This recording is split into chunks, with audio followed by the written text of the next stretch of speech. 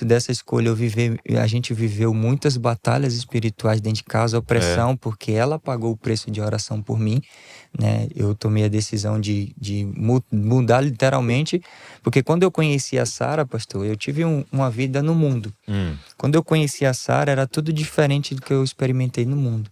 Falei, essa mulher eu não posso perder. É do jeito que eu quero para ser mãe de meus filhos, para ser a minha esposa, para caminhar comigo do resto da minha vida. Então, mesmo eu não sendo cristão, o que é que eu fiz? Eu apaguei Orkut na época, apaguei MSN na época, eu troquei de celular porque os contatos que eu tinha antigo, né, não queria que chegasse até a mim. Então eu tomei algumas decisões para que eu não pudesse perder aquele ambiente que eu tinha com ela em casa, assim, né, de tratamento, porque ela tinha atributos para me largar e ela pagou o preço. Só que esse preço foi muito grande para ela no início, sabe? O que a gente vive hoje, tem muita gente que não tem noção, assim. Porque qual era a batalha espiritual? Várias vezes eu via demônio dentro do meu quarto, assim, sentado. Eu ia te perguntar disso. Como é que foi esse processo agora de libertação, né? Sim. Eu via demônio sentado no meu quarto, assim. Quando eu fui consagrado em São Paulo para descer para Santos, a minha consagração foi da meia-noite às 6 da manhã. Então, os cultos, né, das trevas é noturno, né, na madrugada. Por isso que hoje eu tenho uma prática muito de orar das 3 da manhã, de madrugada, 2, 4, porque eu sei, né, onde está tendo os movimentos. Né? Eu vivi lá, então eu tenho essa prática como sacerdote do lar, como proteção da minha casa, como cuidado da minha vida espiritual. E aí, quando eu fiz essa consagração da meia-noite às 6, eu fui para um terreiro, eu coloquei uma roupa toda branca.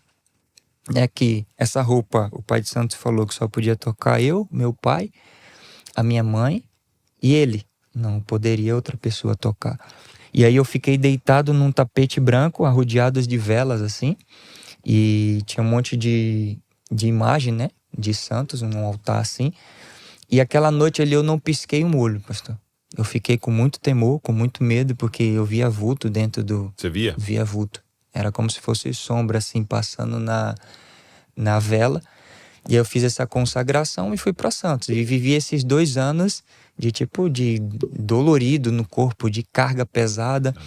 E o que acontecia na minha casa? Eu via demônio sentado, né, me olhando assim, o Zé Pilintra, né, que é aquele velhinho que passa, né, na TV aí, nas novelas, que eu não vou falar de onde, de branco, sentado com charuto, me olhando.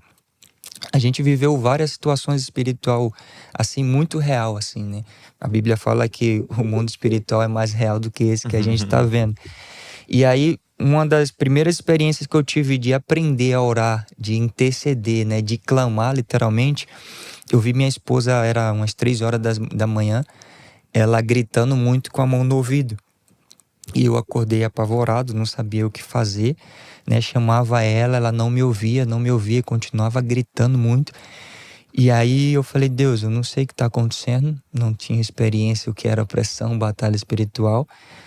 Já tinha vivido algumas experiências no candomblé, mas não como crente. E falei assim, Deus, guarda minha esposa, liberta ela dessa situação, porque ela estava sendo oprimida. E comecei a orar. Quando eu comecei a orar, ela falou assim para mim, amor, continua orando que eu tô te ouvindo. Quando eu orava, ela me ouvia. Quando eu não orava, ela só ouvia minha boca mexendo. E aí eu fiquei uns 5 minutos orando ali e cessou, né? Aquela batalha. E ela me compartilhou que ela sentiu uma mão enforcando ela. Ela não conseguia respirar. E ela sentia, além dessa mão, era muitas vozes gritando no ouvido dela. Então não deixava, sufocava, né, a minha voz, não conseguia. E a gente viveu várias batalhas assim, semelhantes, assim, de eu me sentir que alguém estava prendendo, literalmente era demônio, eu não conseguia sair da cama, pastor. Prendia minhas mãos assim na cama e aí me puxava assim, me jogava como se... Eu sabia que eu estava vivendo uma batalha que não era real, mas a dimensão parecia real. Era como se me jogasse de fora do meu quarto e eu ia para um outro local. Era como se eu estivesse no mar. E eu tava como se estivesse em cima do stand-up e subia um monte como se fosse baleia orca. E de repente virava um monstro assim, tentava me engolir e eu ficava sufocado. Eu queria falar, estava repreendido em nome de não conseguia falar Jesus. Me sufocava.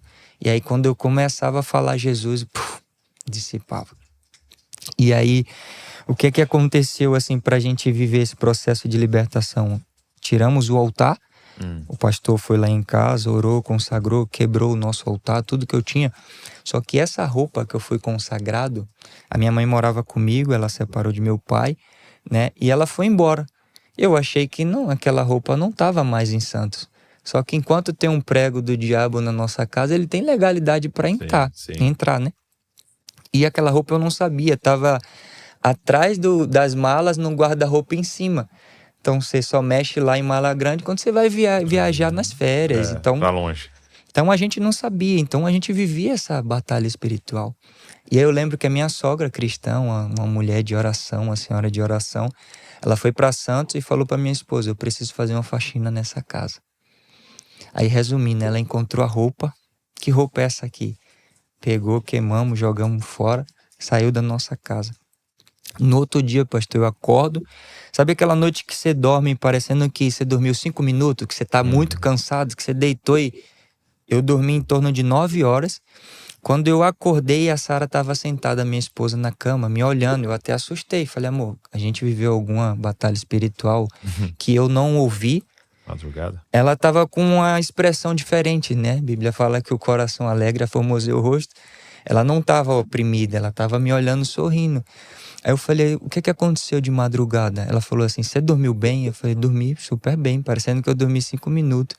Ela falou: o que aconteceu? De madrugada eu acordei, você estava deitado do mesmo jeito que você acordou. E ele estava em cima da cama, em pé, te olhando. Eu não consegui ver a face dele, era como se fosse um sol brilhando. E os cabelos dele eram como uns fios de ouro, brilhava demais. E ela falou assim: amor, eu creio que Jesus nos visitou hoje. E quando ela falou isso, Douglas, ali, literalmente eu senti que a gente foi visitado por Jesus, sabe? E depois daquela experiência, nunca mais a gente teve opressão, batalha espiritual na nossa casa. Só que precisou tirar o prego, precisou tirar a roupa. E diversas experiências que a gente foi forjado, assim, sabe? Eu creio muito que pastores são feitos em estudo, em teologia, em seminário, mas grandes pastores que eu conheci, né, foi formado em autoridade e em experiências que viveram, assim, né? Também. Então, tipo assim, vários caras que Deus levantou que eu conheci, ele tinha autoridade nessa área específica e Deus lançava pessoas, né, para aquele pastor específico com a mesma necessidade.